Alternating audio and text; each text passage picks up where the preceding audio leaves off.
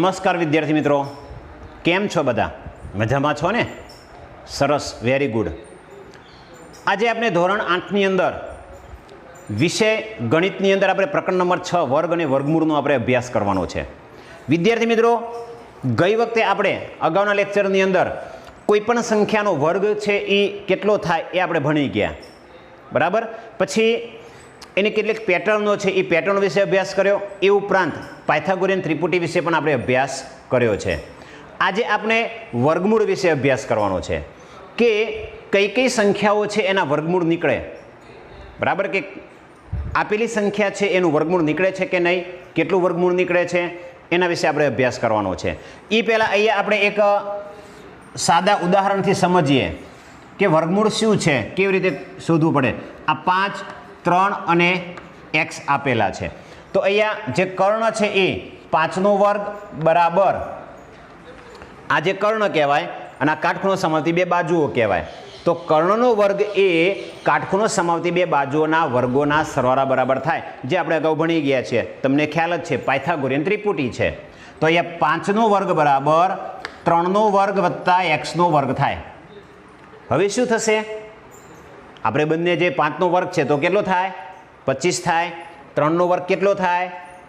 9 થાય, બરાબર ને. તો આપણે 25 બરાબર 9 વત્તા x વર્ગ.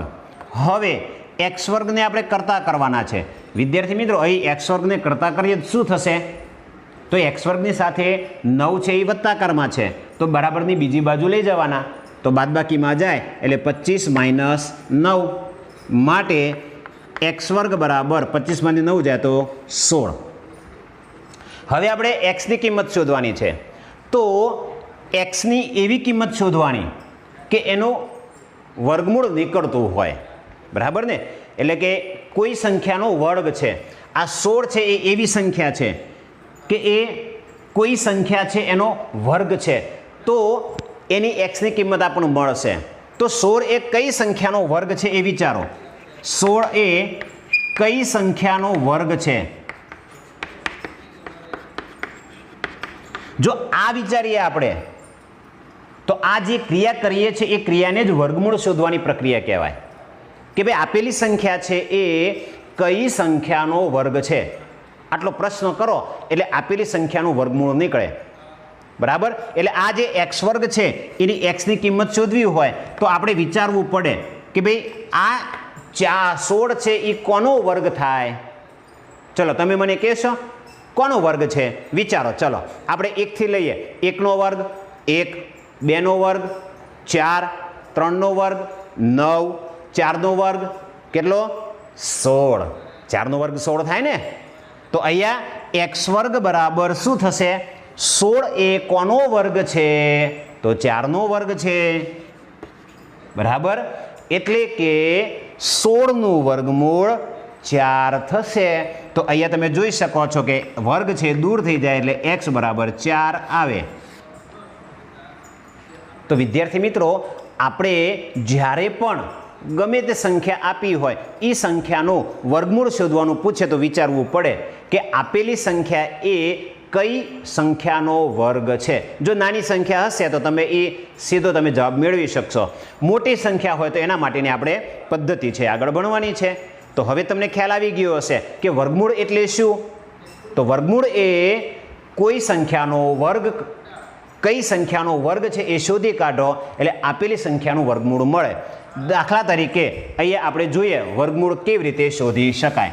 તો પહેલાં તો તમને વર્ગ આવડવા જોઈએ બધી સંખ્યાના. પહેલાં તમને શું આવડવું જોઈએ? વર્ગ આવડવા જોઈએ. તો વર્ગ તો આપણે શીખી ગયા છીએ. ચલો ફરીથી તમે કહેજો મને કયા કયા વર્ગ થાય. ચલો 1નો વર્ગ શું થશે ભાઈ? 1, બરાબર ને. પછી 2નો વર્ગ બોલો તો, સરસ 4. 3નો વર્ગ બોલો, વિચારો. 3નો વર્ગ એટલે આપણે પુનરાવર્તિત ગુણાકાર કરીએ છીએ તો 3 × 3 એટલે 9. 4નો વર્ગ એટલે કે 16. 5નો વર્ગ એટલે કે 25. આપણે આ રીતે મેળવીએ છીએ, બરાબર ને. આવા મેં તમને 30 સુધી આપણે વર્ગ છે યાદ રાખવાના છે. 20 સુધી તો આવડવા જ જોઈએ, પણ 30 સુધી આવડે તો બહુ સરસ કહેવાય. હવે આપણે શું કરીશું? ચલો, 1નો વર્ગ 1, તો 1નું વર્ગમૂળ, 1નો વર્ગ 1 થયો, તો આપણે જેનો વર્ગ થયો, જે જવાબ આવ્યો છે એનું વર્ગમૂળ શોધવું પડે. તો શું કરીશું? 1નો વર્ગ 1 છે, તેથી 1નું વર્ગમૂળ. તો 1 એ કોનો વર્ગ છે? 1નો, માટે 1નું વર્ગમૂળ 1 થાય. ચલો, એ જ રીતે આપણે પૂછીએ 4નું વર્ગમૂળ. હવે 4નું વર્ગમૂળ એટલે 4 કોનો વર્ગ છે? તો ભાઈ 2નો વર્ગ છે, કારણ કે 2 ગુણ્યા 2 કરીએ છીએ એટલા માટે. તો 4નું વર્ગમૂળ 2 મળશે. ચલો, 3નો વર્ગ 9 છે, તેથી 9નું વર્ગમૂળ.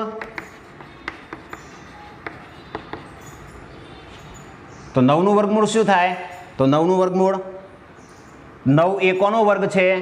3નો. 9 એ કોનો વર્ગ છે? 3નો, માટે 9નું વર્ગમૂળ 3 થાય.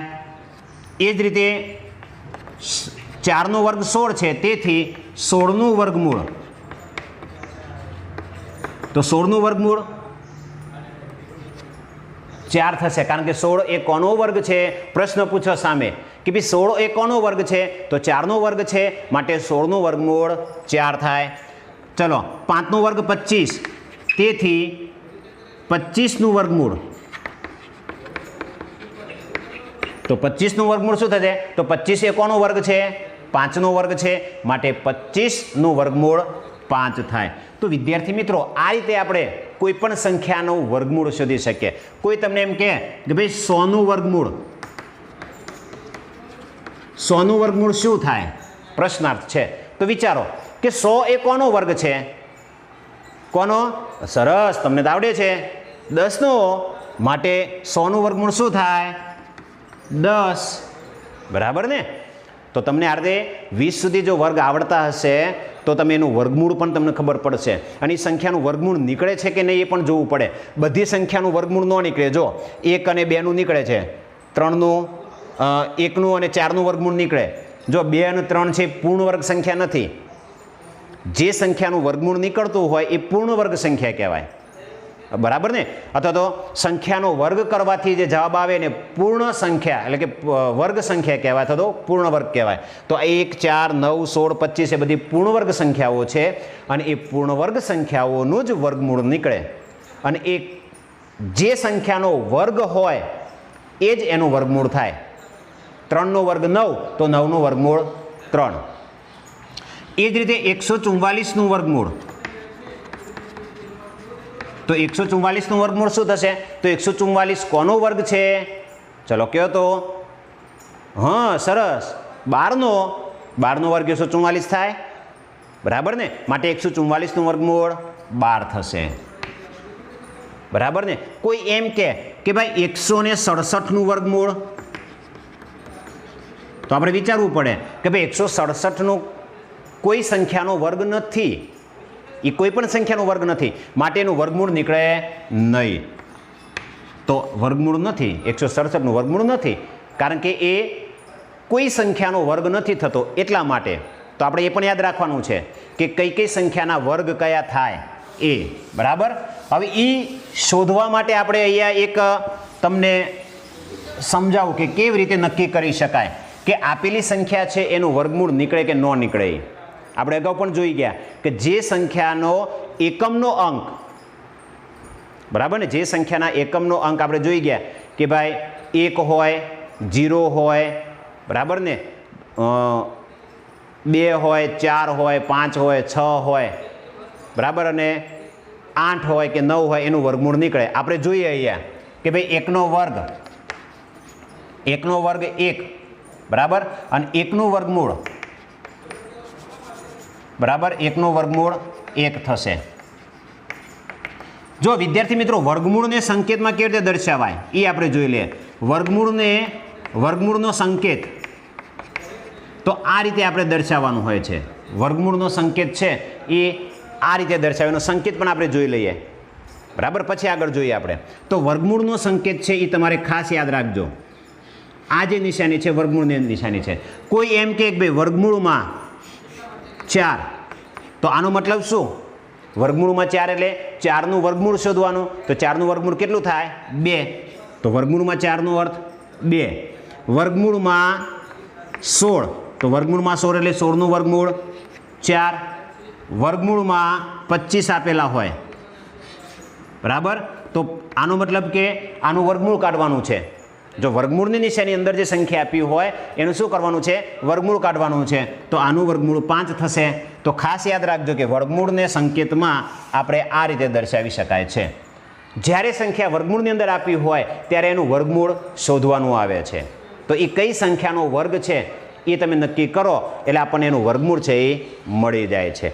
તો આ રીતે વિદ્યાર્થી મિત્રો આપણે વર્ગને કેવી રીતે દર્શાવી શકાય એ આપણે જોયું. હવે આપણે આગળ જોઈએ તો આ એક સંકેત ખાસ યાદ રાખજો, બરાબર. 1નો વર્ગ 1, 2નો વર્ગ 4, 3નો વર્ગ 9, 4નો વર્ગ 16, 5નો વર્ગ 25, 6નો વર્ગ 36, 7નો વર્ગ 49, 8નો વર્ગ 64, 9નો વર્ગ 81 અને 10નો વર્ગ 100. આપણને 1 થી 10 સુધીના વર્ગ છે એ જોઈ લીધું. આ વર્ગ છે એનું વર્ગમૂળ કાઢો એટલે આ જવાબ મળે. 4નું વર્ગમૂળ 2, 9નું વર્ગમૂળ 3, 16નું વર્ગમૂળ 4, 25નું વર્ગમૂળ 5, બરાબર. તો તમે એ જોઈ શકો છો કે જે સંખ્યાના એકમનો અંક 1 હોય, વર્ગ સંખ્યા જે છે એ વર્ગ સંખ્યાના એકમનો અંક 1 હોય એનો વર્ગમૂળ નીકળે છે, બરાબર. તો એના એકમનો અંક કયો હશે? તો 1 અને 9 હશે, બરાબર ને. એના એકમનો અંક કયો હોય? 1 અથવા તો 9. ચલો, જે વર્ગમૂળ સંખ્યાનો એકમનો અંક 4 હોય, જો જે વર્ગ સંખ્યાના એકમનો અંક 4 હોય એનું વર્ગમૂળ કાઢો એટલે 2 અથવા તો 8 આવે એકમનો અંક. એ સંખ્યાનો વર્ગમૂળના એકમનો અંક કયો આવે? 2 અથવા તો 8. જે સંખ્યાના એકમનો અંક 9 હોય એનું જ્યારે વર્ગમૂળ કાઢવામાં આવે ત્યારે એકમનો અંક 3 અથવા તો 7 હોય. અને જે સંખ્યાના એકમનો અંક 6 હોય એનું વર્ગમૂળ કાઢવામાં આવે તો એકમનો અંક 4 અને 6 જ મળે. અને જે સંખ્યાનો એકમનો અંક 5 હોય એનું વર્ગમૂળ કાઢવામાં આવે તો એકમનો અંક 5 જ મળે. અને જે સંખ્યાના એકમનો અંક 2 0 હોય, જો એકમનો અંક 1 0 ન હોય કોઈ દિવસ, 2 0 હોય ત્યારે આપણને એનું વર્ગમૂળ કાઢવામાં આવે ત્યારે 1 0 વાળો સંખ્યા મળે છે. જો 4 હોય તો 2 0 મળે, બરાબર. એટલે કે 0 હોય તો 0. એટલે કે જે વર્ગ સંખ્યાના એકમનો અંક, બરાબર ને, કે તમને પ્રશ્ન પૂછાય એવો કે આપેલી જે સંખ્યાઓ છે વર્ગમૂળના એકમનો અંક કયો હોય, એનો વર્ગમૂળ શોધો તો એકમનો અંક કયો હોય? તો એકમના અંકના આધારે નક્કી કરી શકીએ કે જો ભાઈ એકમનો અંક 1 હોય તો વર્ગમૂળના એકમનો અંક 1 અથવા તો 9 હોય. જે સંખ્યાના એકમનો અંક વર્ગમૂળનો એકમનો અંક 4 હોય તો એનું વર્ગમૂળ કાઢવામાં આવે ત્યારે એકમનો અંક 2 અથવા તો 8 મળે છે. તો આ એક ખાસ યાદ રાખજો કે વર્ગમૂળના એકમનો અંક કયો હોય, બરાબર ને. દાખલા તરીકે 9801 આપણને આપેલા છે. 9801 આ સંખ્યાના વર્ગમૂળમાં એકમનો અંક કયો હશે? આના વર્ગમૂળમાં એકમનો અંક, તો આનું વર્ગમૂળ કાઢીએ ત્યારે એકમનો અંક આપણે જોવાનો કીધો છે. તો અહીંયા એકમનો અંક 1 આપેલો છે. તો આ જે સંખ્યા આપી છે એનો એકમનો અંક જુઓ 1. તો એ 1 છે માટે એના વર્ગમૂળ કાઢવામાં આવે ત્યારે એના એકમનો અંક 1 અથવા 9 હોય. કારણ કે અહીંયા 1 જે છે બરાબર એ 2માં આવે છે જ્યારે એકમનો અંક 1 અને 9 હોય ત્યારે. તો આ રીતે આપણે શોધવાનું છે. 99856 પણ રકમ આપી છે. તો અહીંયા એકમનો અંક કયો છે? 6. તો 6 એકમનો અંક હોય એ સંખ્યાનું જો વર્ગમૂળ કાઢવામાં આવે તો કયો એકમનો અંક મળે? તો જો 6 વાળા 2 મળે છે તો એમાં 4 અને 6. તો વર્ગમૂળના એકમનો અંક કયો હોય? 4 અને 6 હોય. તો આ રીતે આપણે એના વર્ગમૂળ સંખ્યાઓ છે એ ખાસ યાદ રાખવાની છે. તો આ વર્ગમૂળ છે એ આપણે સીધી રીતે પણ કઈ સંખ્યાનો વર્ગ છે એના આધારે એનું વર્ગમૂળ છે આપણે કાઢી શકતા હોઈએ છીએ. અહીંયા બીજી પણ રીત આપી છે વિદ્યાર્થી મિત્રો કે પુનરાવર્તિત બાદબાકી કરીને પણ આપણે શોધી શકીએ છીએ. બરાબર, એટલે એ પણ આપણે ખાસ જોવાનું છે કે પુનરાવર્તિત બાદબાકી અગાઉ આપણે શીખી ગયા કે કેવી રીતે, કે દાખલા તરીકે કોઈ એક સંખ્યાનું આપણે વર્ગમૂળ શોધવું છે. દાખલા તરીકે 81નું વર્ગમૂળ શોધવું છે. ચલો, 81નું વર્ગમૂળ પુનરાવર્તિત બાદબાકીની મદદથી શોધો.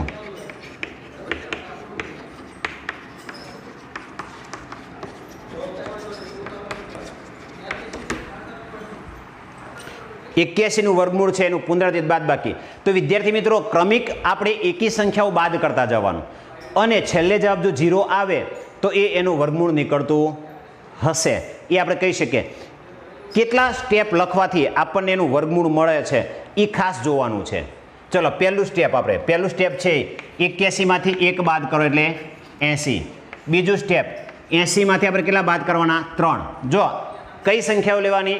એકી સંખ્યાઓ જ બાદ કરવાની છે. કેટલા સ્ટેપ થાય છે એ પણ જોવાનું છે. તો બીજા સ્ટેપમાં આપણે બાદ કરીએ એટલે કેટલા વધ્યા? આપણને 77 વધ્યા. ત્રીજું સ્ટેપ 77માંથી આપણે જો 3 બાદ કરીએ તો એકલા બાદ કરવાના 5 બાદ કરો એટલે કેટલા વધે? 72. હવે ચોથું સ્ટેપ 72માંથી આપણે પેલા 5 બાદ કર્યા, 7 બાદ કરો. ચલો, 7 બાદ કરો એટલે કેટલા વધે? 65. હવે પાંચમું સ્ટેપ 65. અહીંયા 7 હતા, બેકી સંખ્યા કઈ આવશે? 9 બાદ કરો. 65માંથી 9 બાદ કરો. ચલો, કેટલા વધે? 65 9 બાદ કરો તો કેટલા વધે? 56. બરાબર ને? એ જ રીતે 56માંથી આપણે કેટલા બાદ કરવાના? 11. તો ચલો, 56માંથી 11 બાદ કરીએ કેટલા વધશે? 45. હવે સાતમું સ્ટેપ 45માંથી કેટલા બાદ કરવાના? 11 ને 2 ઉમેરો 13. કેટલા વધશે? ચલો, બાદ કરો. 5 માં 3 જાય તો 2, 4 માં 1 જાય તો 32 વધે. હવે 8મું સ્ટેપ 32 માઇનસ 13 છે તો 15 બાદ કરો. ચલો, કેટલા વધે? 17. અને 9મું સ્ટેપ છે એ તમે જો, અહીંયા 17 વધ્યા તો 17માંથી આમાં 2 ઉમેરો 15માં કેટલા વધ્યા? 17. તો 17 માઇનસ 17 એટલે 0 આવી ગયો. આ ખાસ જોવાનું, છેલ્લે 0 આવે તો કયા સ્ટેપમાં 0 આવે છે? તો 9 નંબરના. એટલા માટે 81નું વર્ગમૂળ 9 થાય. તો આ બાદબાકીની રીતે પણ આપણે એના વર્ગમૂળ આપણે શોધી શકીએ છીએ. શું આપણે અગાઉ આ શીખી ગયા છીએ? તો શું કરવાનું છે? ક્રમશઃ એકી સંખ્યાઓ બાદ કરતા જવાનું. ક્રમશઃ એકી સંખ્યાઓ, કોઈ પણ સંખ્યા આપી હોય એમાં ક્રમશઃ એકી સંખ્યાઓ બાદ કરતા જાઓ અને છેલ્લે 0 ક્યારે આવે છે? જો 0 ન આવે તો એનું વર્ગમૂળ નીકળતું નથી. 0 આવે તો જ એનું વર્ગમૂળ નીકળે. તો અહીંયા એ રીતે 17માંથી સીધા છેલ્લે બાદ કરે 0 વધી ગયા. કયા સ્ટેપમાં 0 આવ્યા? તો 9 નંબરના. માટે એનું વર્ગમૂળ છે એ આપણને 9 મળે છે. તો આ રીતે તમારે દાખલા ગણવાના છે. તો તમારે એ ઉદાહરણ અને પ્રયત્ન કરો પણ આપેલા છે તમને, તો તમે એ જાતે તમે શોધી શકો છો કે કેવી રીતે આપણે પુનરાવર્તિત બાદબાકીથી એનો વર્ગમૂળ છે એ શોધી શકાય છે. બરાબર ને? તો તમને ખ્યાલ આવી ગયો હશે કે વર્ગમૂળ એટલે શું. તો ખાલી એટલું જ કહેવાનું છે કે ભાઈ આ જે સંખ્યા આપી છે એ કઈ સંખ્યાનો વર્ગ છે. મોટી સંખ્યા આપી હોય તો આપણે એના એકમના અંકના આધારે પણ નક્કી કરી શકીએ કે એનું વર્ગમૂળ નીકળતું હોવું જોઈએ. બરાબર? એ ઉપરાંત આપણે આ બાદબાકીની રીત પણ શીખ્યા. બીજી રીતો છે એ હવે પછીના લેક્ચરમાં જોઈશું. બરાબર ને? Thank you.